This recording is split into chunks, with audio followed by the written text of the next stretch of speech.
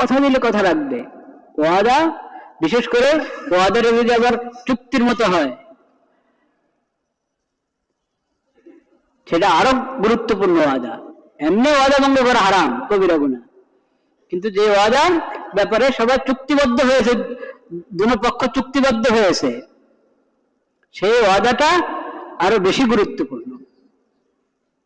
এখন এই ওয়াদাটা আল্লাহর সঙ্গে হয়ে থাকুক, চাই আল্লাহর কোনো বান্দার সঙ্গে হয়ে থাকুক, কোন প্রতিষ্ঠানের সঙ্গে চুক্তিবদ্ধ হলাম, ব্যক্তির সাথে চুক্তিবদ্ধ হলাম, অনেকের সঙ্গে বা একজনের সাথে চুক্তিবদ্ধ হলাম, এই চুক্তির গুরুত্ব আছে, এই চুক্তি রক্ষা করা ফরজ। মুসল্লি কখনো চুক্তি ভাঙতে পারে না, ওয়াদা ভঙ্গ করতে পারে না মুসল্লি। এরকম ভাবে আমানতের খেয়ানত করতে পারে না। যে ধরনের আমানত, কেউ আমার কাছে আমানত রাখলো, এটাও আমানত। এবং ডিউটি, যার যে ডিউটি, যার যে জিম্মাদারি, সেটা আমানত। যার যে হক আমার উপরে আছে, প্রতিটা হক আমানত। ডিউটির প্রতিটা মুহূর্ত আমানত, প্রতিটা অংশ আমানত। সন্তান আমার হাতে কি? আমানত। এতিমের সম্পদ যার হাতে আছে, এটা কি? আমানত। বাপ ইন্তেকাল করে গেছে, যা কিছু রেখে গেছে, বড় ভাই বা ভাইদের মধ্যে যে জিম্মেদার, তার হাতে আমানত, সবার অংশ ভাগ করে দাও, নগদ। নগদ। জানাজা পড়ে এসেছে, দাফন করে এসেছে, প্রথম কাজ হলো এখন মিরাজ কি করা? বন্টন করা। কোনো অজুহাত দাঁড় করাবে না মিরাজ বন্টন করার ক্ষেত্রে, এটা আমানত। এখানে যদি বিলম্ব করো মিরাজ বন্টন করার ক্ষেত্রে, তাহলে তুমি গুনাহগার হবে। হক দেরিতে পৌঁছানো, না আমাদের ইচ্ছা আছে বন্টন করবো, একবারই শরীয়ত সম্মত পদ্ধতিতে বন্টন করবো, করবাতে নিয়ত আছে, যখন এই নিয়তে দেরি করো না। এখনো মা আছে অমুক বা বিদেশে, আলহামদুলিল্লাহ نحمده ونستعينه ونستغفره ونؤمن به ونتوكل عليه ونعوذ بالله من شرور أنفسنا ومن سيئات أعمالنا من يهده الله فلا مضل له ومن يضلل فلا هادي له وأشهد أن لا إله إلا الله وحده لا شريك له وأشهد أن محمدا عبده ورسوله اللهم صل على سيدنا مولانا الحمد لله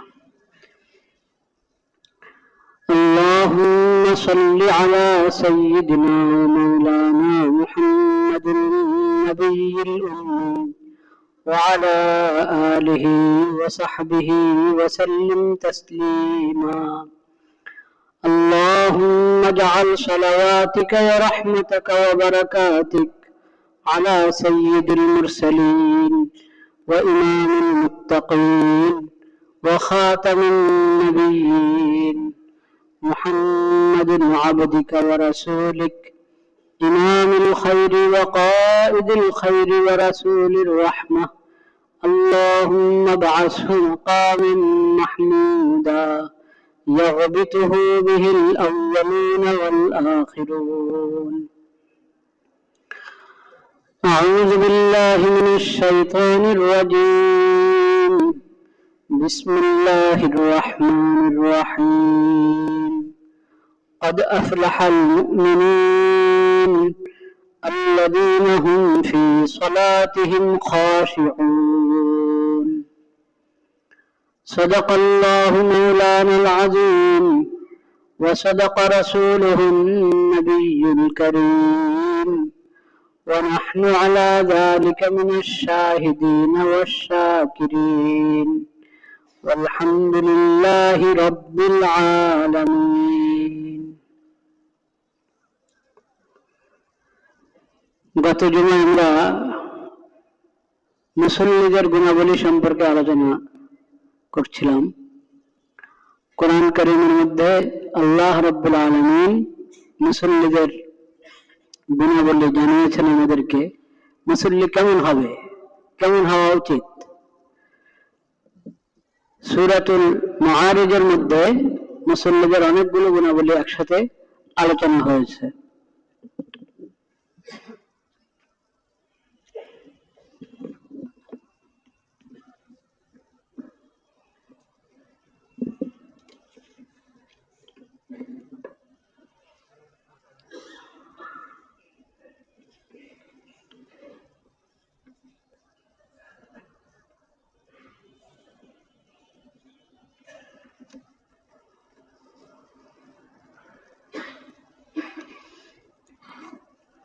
কয়েকটা আমরা গত দিনে আলোচনা করেছিলাম।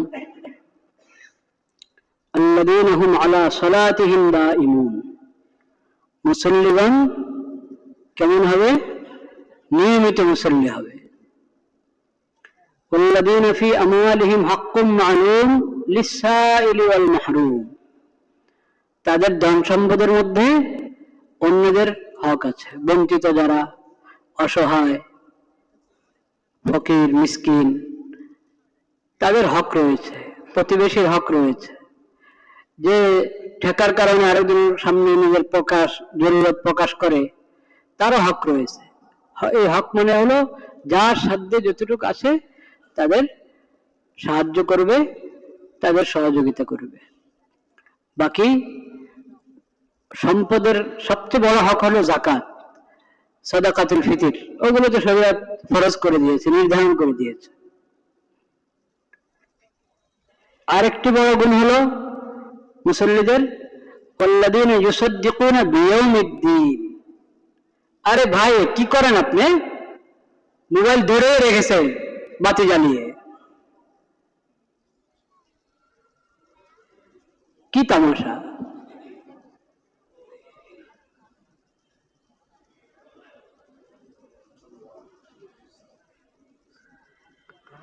সামনে কিন্তু অনুরোধ করব যে যারা বড় মোবাইল সঙ্গে রাখেন তারা মসজিদের ভিতরে ঢুকবেন না, বাস।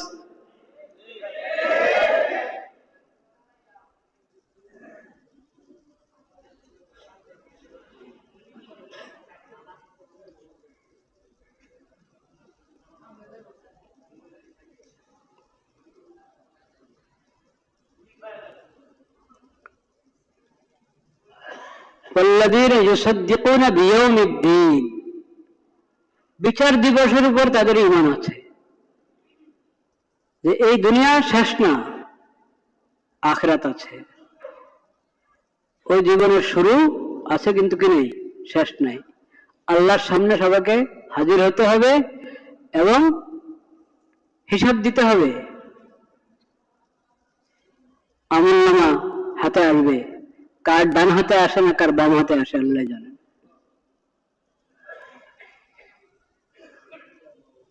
মিজানে আমল ওজন করা হবে, কার নেকির পাল্লা ভারী হবে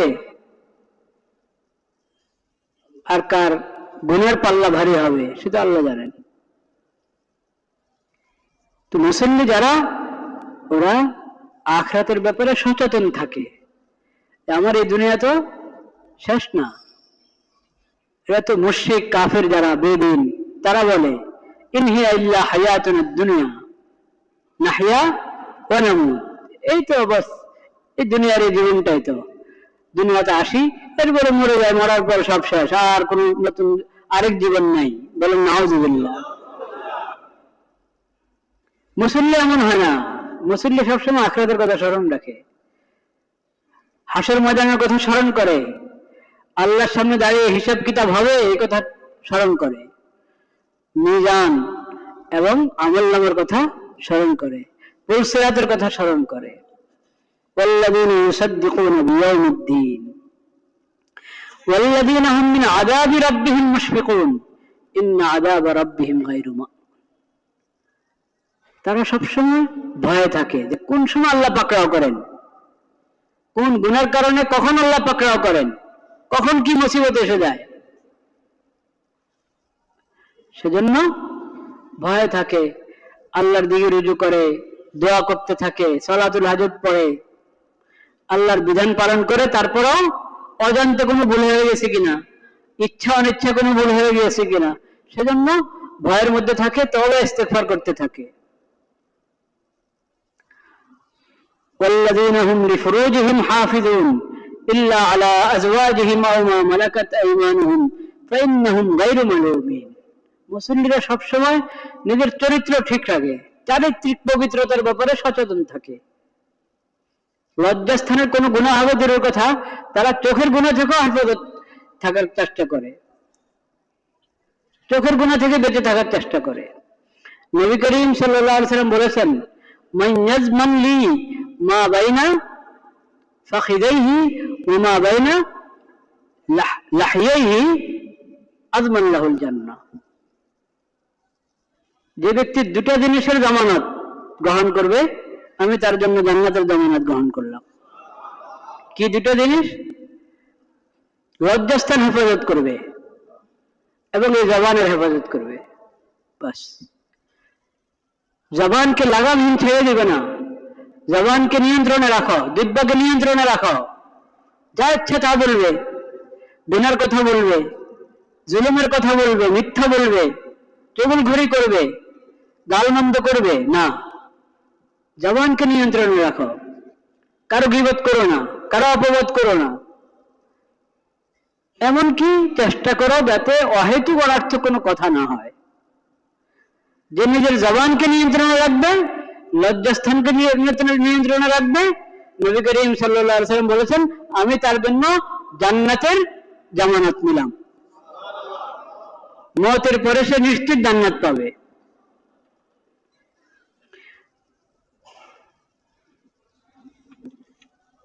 والذين هم لأماناتهم وعهدهم راعون। মুসল্লিদের আরেক সিফত হলো তারা আমানত রক্ষা করে, ওয়াদা রক্ষা করে। আমানত রক্ষা করে এবং কি ওয়াদা রক্ষা, ওয়াদা ভঙ্গ করে না, চুক্তি ভঙ্গ করে না, কথা দিলে কথা রক্ষা করে এবং আমানতের হেফাজত করে। দেখেন কত বড় দুটা বিষয়, আমানত এবং ওয়াদা, আহাদ।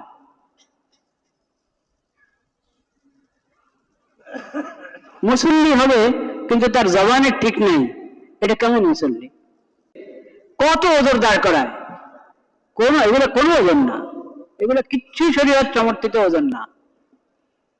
যিনি ইন্তেকাল করে গেছেন, কই মাত্র বাপ মরলো, এখনো বুঝি আমরা এগুলো বন্টন করে শুরু, মানুষ কি বলবে? আরে মানুষ যা বলে বলো, মানুষ কি বলবে? আল্লাহ কি বলেন সেটা দেখো। আল্লাহ বলেছেন প্রত্যেকের হক তার হাতে পৌঁছায় দাও, দেরি করবে না, কোনো দেরি নেই।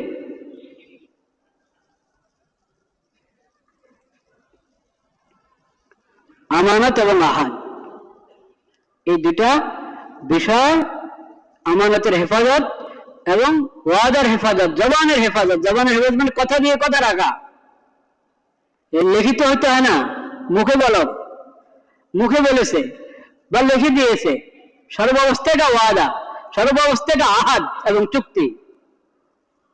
আল্লাহর সঙ্গে আমরা চুক্তি করেছি না, লা ইলাহা ইল্লাল্লাহ, আশহাদু আল্লা ইলাহা ইল্লাল্লাহ, এই কালিমার মাধ্যমে আল্লাহর সঙ্গে আমাদের চুক্তি হয়েছে কিনা? কি চুক্তি হয়েছে? সামিনা ওয়া আতানা। কি? সামিনা ওয়া আতানা। আমরা আল্লাহর আনুগত্য করব, আল্লাহ রাসূলের আনুগত্য করব, এই ওয়াদা হয়েছে আল্লাহর সঙ্গে আমাদের কালিমার মাধ্যমে। এই কালিমা এটা শুধু দিলের বিশ্বাসের নাম না, দিলের বিশ্বাসের সঙ্গে এটা জবানের ওয়াদা, আমলের ওয়াদা, আমলের ওয়াদা। কালিমার মাধ্যমে আল্লাহর সঙ্গে যে ওয়াদা আমাদের হয়েছে, সেই ওয়াদা রক্ষা করার আল্লাহ তাআলা আমাদেরকে তৌফিক দান করেন। অনেক কথা মানুষ বলে ফেলে, অনেক কথা এমনি বলে ফেলে, মনে করে তো কোনো ওয়াদা হয় না, এটাকে কেউ ওয়াদা মনে করবে না। মানুষ কি মনে করবে না করবে? মানুষ তো এখন দেখে যে ওয়াদা করে করে মানুষ এটা রক্ষা করে না, সেজন্য অভ্যস্ত হয়ে গেছে এইগুলো মুখের কথা। কিন্তু আল্লাহ রাব্বুল আলামিন সব কথা, কে কি বললো, আল্লাহ সব জানেন, সব জানেন, সব হিসাব কিতাবে লেখা হচ্ছে, আমল নামা লেখা হচ্ছে সব। এগুলোর জবাব দিতে হবে আল্লাহর কাছে। মানুষ জবাব চাইলো কি চাইলো না, জবাব দিতে পারলো কি পারলো না, ওটা বিষয় না। আখিরাতে জবাব দিতে হবে সবকিছুর। একটা ছোট্ট ঘটনা থেকে আমরা বুঝতে পারি যে ওয়াদা কাকে বলে। ছোট্ট ঘটনা থেকে অনেক ঘটনা আছে নবীদের এবং সাহাবায়ে কেরামের, মনীষীদের, তারা কথা দিয়ে কথা রক্ষা করার জন্য কত চেষ্টা করতেন, কত সূক্ষ্ম থেকে সূক্ষ্ম বিষয়। শুধু কথা রক্ষা করে না, নিয়ত রক্ষা করতেন। কি করতেন? নিয়ত রক্ষা করতেন।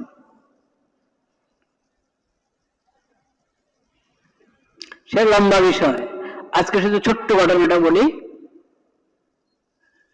এক মহিলা তার বাচ্চাটা একটু দূরে চলে গেছে, মা নিজের কাছে আনতে চাচ্ছে বাচ্চাকে।